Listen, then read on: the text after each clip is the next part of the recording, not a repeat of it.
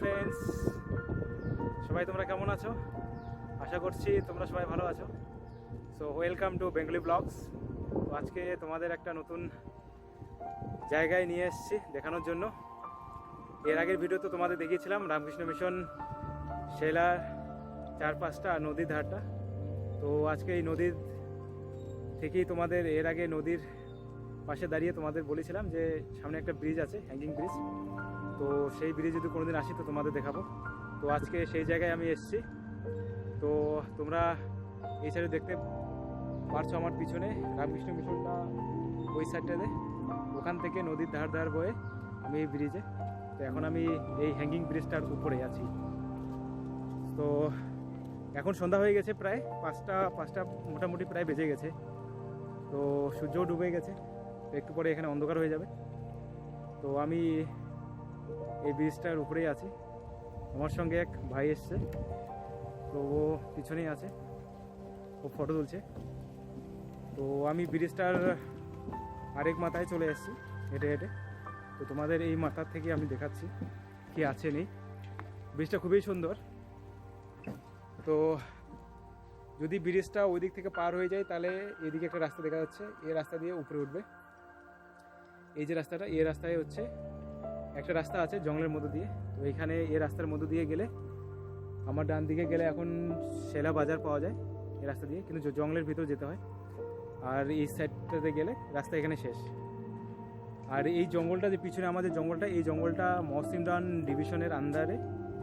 তো মাত্র ফরেস্ট যেটা আছে এটা পুরোপুরি মহসিনরাম, যেটা মানে পুরো এরিয়া যে ফরেস্টটা, সেই ফরেস্টের আন্ডারে। তো ওইদিকে আমরা যাবো না আজকে। তো তোমাদের এখান থেকেই আজকে ব্রিজের উপর থেকেই দেখানোর চেষ্টা করব। তো আমি আসার সময় ভাবছিলাম তোমাদের মানে কীভাবে আসতে হবে সেটা দেখাবো, কিন্তু ওটাও খুবই সহজ।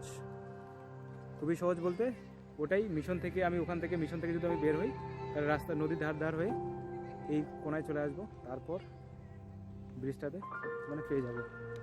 অতটা টাফ না আর কি। সো আমি এখন ব্রিজের উপরেই আছি। তো এখানে সৌরভের সাথে একটু পরিচয় করে দিই। সৌরভ বাড়ি কোথায় বলো? বাড়ি পূর্ব মেদিনীপুর। সৌরভের বাড়ি পূর্ব মেদিনীপুর। তো সৌরভ রামকৃষ্ণ মিশন সোরাতেই কাজ করেন। তো হচ্ছে ইঞ্জিনিয়ার। তো এখানে শেলাতে আমাদের কিছু কনস্ট্রাকশনের কাজ হচ্ছে, তো এখন সাইট ইঞ্জিনিয়ার হিসাবে এখানে আছে। তো সৌরভই বললো যে এখানে ঘুরতে যাবে। আমিও অনেকবার এসেছি, আজকে সকালবেলাও এসেছিলাম। তো সৌরভ বললো, সেই জন্য আজকে আবার আসা হলো। সত্যি খুবই মানে দারুণ জায়গা, পাহাড়, লোক বলে শান্তির জায়গা। এসে খুবই ভালো লাগলো। মানে নদী, তার উপর দিয়ে আমরা হেঁটে চলেছি, ব্রিজ, ঝুলন্ত ব্রিজ, দেখে খুবই দারুণ লাগলো।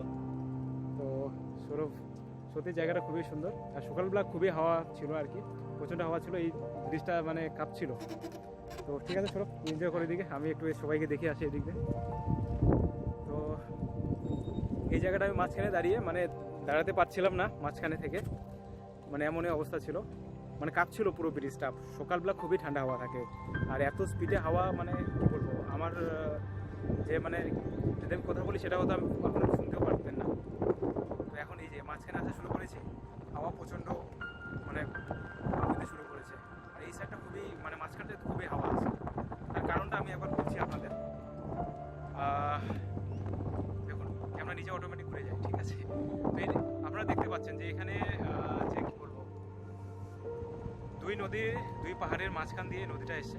তো এই জায়গাটা খুবই খালি, উপরে তো দেখুন পাহাড় জঙ্গল দিয়ে ভর্তি। তো এই নদীটাই শুধু একটা জায়গা যেখান থেকে খালি জায়গা, আর এখানে হাওয়া মানে নিচ দিয়ে জল যাচ্ছে, উপর দিয়ে হাওয়া যাচ্ছে। আর এই হাওয়া কিন্তু পাহাড়ের মানে মধ্য দিয়ে চলে যাচ্ছে, দুই পাহাড়ের মধ্য দিয়ে। তো সেই জন্য হাওয়াটা মাঝখানটাতে খুবই বেশি থাকে। তো এটাই। আর এখানে সকালবেলা যদি আসতাম তাহলে আপনারা এখান থেকে যে সানরাইজের ভিউটা দেখতে পারতেন। সকালবেলা করিনি, এখন বিকালবেলা, এখন সানসাইড প্রায় হয়ে গেছে, এখন একটু করে অন্ধকার হয়ে যাবে এই জায়গাটা, পুরো জায়গাটা। তো এখন মোটামুটি আমি এই ব্রিজটার পুরোপুরি একদম মাঝখানে চলে এসেছি। আর এখান থেকে আপনাদের একটা গ্রাম দেখাবো। এই গ্রামটা খুবই সুন্দর, আমার খুবই যাওয়ার ইচ্ছা, পাশেই আছে। যাবো একদিন, গেলে আপনাদের নিশ্চয়ই আমি দেখানোর চেষ্টা করবো। তো আমার পিছনে একটা গ্রাম আছে, এই বাড়িগুলো দেখছেন, এই বাড়িগুলো হচ্ছে একটা গ্রাম। এই গ্রামবাসীরাই এই ব্রিজটা মানে ব্যবহার করে না অ্যাকচুয়ালি। তাছাড়া নদীর এই পাশে কয়েকটা বাড়ি আছে আর তারপরে মার্কেট আছে। তো এই গ্রামবাসীর জন্যই এই ব্রিজটা বানানো হয়েছে, ব্রিজটা। যদি এই ব্রিজটা না থাকতো তাহলে হয়তো এদের অনেক জায়গা মানে অনেক রাস্তা ঘুরে তারপর সেলা মার্কেটে যেতে হবে। তো এই ব্রিজটা থাকাতে ওরা এই রাস্তা দিয়ে যাতায়াত করে। তো এদের জন্য খুবই এটা সুবিধার একটা ব্রিজটা। তো চারপাশটা এরকমই দেখতে। তো সৌরভ পিছনে দেখতে পাচ্ছেন, এই ফটো তোলাতে ব্যস্ত। যে নতুন এসে বেশি দিন হয়নি, সে খুবই এক্সাইটেড নতুন জায়গায় ঘুরতে যাবে। কিন্তু আমি ঘুরতে ভালোবাসি, তাই সকাল থেকে বলছিল যে এই ব্রিজটাতে আসবে, তো তাই ওকে নিয়ে আসলাম। তবে আমার কাজ ছিল বলে একটু দেরি হয়ে গেল আসতে। যাক, যেটাই হলো, আসা হয়েছে বলে তোমাদেরও আমি দেখাতে পারলাম এটা। তো এটাই ছিল চারিদিকটা ভিউটা আপনারা দেখতে পাচ্ছেন। আর এখানকার জল খুবই পরিষ্কার, মানে এতটা পরিষ্কার কি বলবো।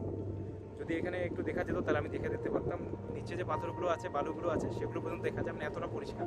আর এখানে জল দূষণ বলতে নেই। আর এই জলগুলোই মানে অ্যাকচুয়ালি আমরাও ব্যবহার করি মিশনে, যে আমাদের যাবতীয় স্নান করার জন্য, বাসনপত্র ধোয়ার জন্য, কাপড় কাচার জন্য যা কিছু জল সব আমরা এই জলগুলো ব্যবহার করি। শুধু আমরা না, এখানকার যে স্থানীয় লোকেরা আছে এনারাও এই সব জল ব্যবহার করে। আপনারা দেখতে পারবেন যদি নদীর ধারে, এখন হয়তো দেখা যাচ্ছে কিনা, নদীর ধারে অনেকে নিজের কাপড় কাচছে, তারপর বাসনপত্র ধুচ্ছে, তারপরে এই জলে আবার স্নান করছে। এই জলগুলো খাওয়ার যোগ্য ঠিক বলবো না, কিন্তু ফিল্টার করে আরামসে খাওয়া যেতে পারে, কারণ এই জলগুলো আমরাই ফিল্টার করে খাই। তো জল খুবই পরিষ্কার, কোনো দূষণের কোনো বিষয় নেই, যেহেতু এখানে ফ্রেশ মানে জলগুলো আসছে পাহাড়ের মধ্য দিয়ে, এখানে পলিউশনের কোনো ব্যাপারই নেই। তো এটাই ছিল এই হ্যাকিং কেবল ব্রিজ থেকে চারদিকটা। আর এখানে নদীর ধারে অনেক মহিলারাও এখানে মাছ ধরে, ঠিক আছে, বড়শি দিয়ে, পুরুষরাও ধরে।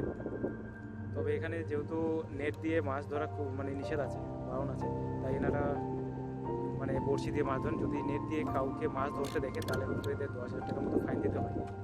তাই ওরা জল মানে নেট দিয়ে মাছ ধরে না, জাল দিয়ে, তো এরা বড়শি দিয়ে মাছ ধরে। তবে অনেকে অনেক মাছ পেয়ে থাকে। তো এখানে একটা মানে ফেস্টিভ্যালও হয় মাছ ধরার, মানে 3-4 দিনের মতো চলে, কে কত মাছ ধরতে পারে, তখন অনেকে নেটও ইউজ করে। তো এই ফেস্টিভ্যালটা কবে আছে সেটা আমি যদি জানতে পারি আর যদি এখানে আসতে পারি তো আপনাদের নিশ্চয়ই দেখাবো। তো আশা করি তোমাদের এই জায়গাটা ভালো লাগলো। আর দেখুন এখানে সন্ধ্যা হয়ে যাচ্ছে প্রায়, তো এই জায়গাটা খুবই শান্তির জায়গা আর কি বলবো। এত সুন্দর চারদিকটা, চারদিকে পাহাড়, নিশ্চুপ, কোনো মানে কোলাহল নেই, একমাত্র শুধু প্রকৃতির, নদীর স্রোতের আওয়াজ আর জঙ্গলের কিছু পাখি টাকির আওয়াজ, আর হাওয়া বইছে তার শুধু মৃদু একটা আওয়াজ পাওয়া যাচ্ছে।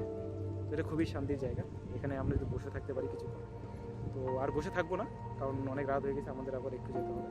তো এই জায়গাটাও ঠিক না, কারণ যে রাস্তা দিয়ে এসছে সেই রাস্তাটা একটু খুবই মানে রিস্কের জায়গা, কারণ এই পাহাড় যেটা আছে, পাহাড়ে পুরোটাই মানে পাথর দিয়ে ভর্তি।